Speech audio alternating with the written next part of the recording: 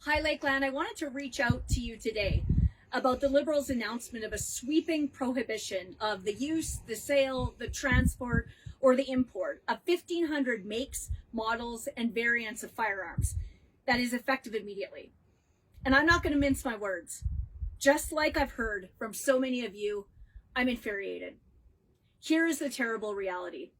Prime Minister Justin Trudeau is using the current pandemic and the horrific crime and tragedy in Nova Scotia to abuse his power and to make major firearms policy changes impacting millions of Canadians without debate, public input, or a vote. And that's wrong. Now, I have many family members and dear friends in Nova Scotia where the whole province has been harmed and scarred by the heinous acts on April 18th and 19th, where loved ones of the victims will be forever impacted. And our entire country has been shaken by those unprecedented crimes.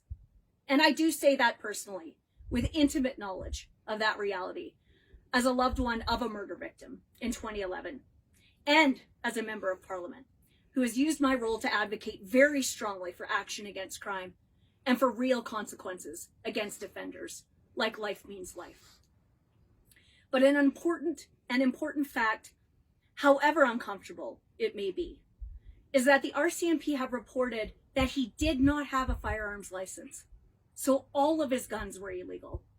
Now, I think Canadians should want elected representatives to debate and to discuss real prevention measures and real consequences for crimes and other issues like accessibility and capacity of mental health and addictions treatments, programs and services, of reasonable monitoring and intervention of at-risk individuals, of increased penalties for firearms and frankly for all crimes, of youth prevention programs, and of support for victims.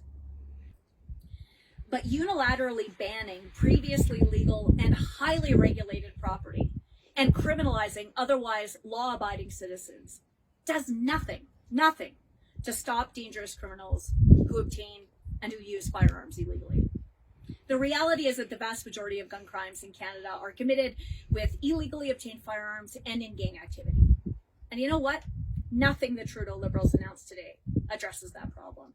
And frankly, none of their prior announcements and legislation does anything about it either. Now, you might recall that the Liberals forced through Bill C-71 before the 2019 election, and they disregarded not only Conservative recommendations, but the voices of thousands of Canadians. The Liberals ignored the more than 165,000 letters against C-71 that were received in MPs' offices. And you know, when petition E-1608, sponsored by my colleague MP Rachel Harder from Lethbridge, opened on March 28, 2018 to stop Bill C-71, it had more than 25,000 signatures by 9:25 a.m. And then when it closed, 4 months later, more than 86,000 concerned Canadians had signed it. And the Liberals ignored that too. Now, that was the highest ever number of signatures for an e-petition related to firearms and the second highest ever at the time. Yet the Prime Minister, he ignored your voices. Conservatives have and will always support common sense firearms policies that keep guns out of the hands of dangerous criminals. And that's why we didn't just oppose the Liberal announcements, but we provided concrete recommendations to actually address gang and violent gun use and to fight crime. You might remember that Conservatives called on the Liberals, and we continue to call on them, for a plan that supports police anti-gang and gun units, provides a CBSA firearms smuggling task force to really crack down on illegal smuggling of illegal firearms, support for courts and prosecutors to help fix our system, tougher sentences for violent offenders, and as you know, for the entire time that I've been elected since 2015, I have called for real action on rural crime. And I brought forward Motion 167, which the Liberals first supported with all their nice words and speeches in the House of Commons, but then ultimately failed to actually act on.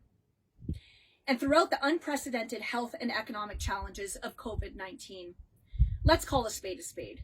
The Trudeau Liberals have made it clear over and over and over that they do not respect the democratic role of Parliament. And make no mistake, the Prime Minister and the Liberals, they're ideologically opposed to firearms ownership and use. And like the other left-wing opposition parties, they're out of touch in particular with the lives of rural Canadians, with law-abiding hunters, sports shooters, and collectors. They don't get it, and they've always been against it. So today, I was shocked like you were to see the Prime Minister use a tragedy and a horrific crime to further his agenda, and that he's using this pandemic to do it unilaterally and to evade any challenge and any accountability. The Prime Minister should do the right thing. He should reverse course immediately. He should introduce legislation in the House of Commons, expose it to debate, analysis, and scrutiny, and allow Canadians to have their voices heard and allow all views and perspectives to be considered. I'm Shannon Stubbs, the Member of Parliament for Lakeland. Now, thank you for reaching out to me and to my office today. And now you're probably asking what you can do. Well, I encourage each and every one of you to pick up the phone, to write emails, and to write letters to every Liberal Member of Parliament and to every other opposition Member of Parliament, and demand they actually do their jobs. Demand they demonstrate the courage of their convictions, and demand that they be accountable to you.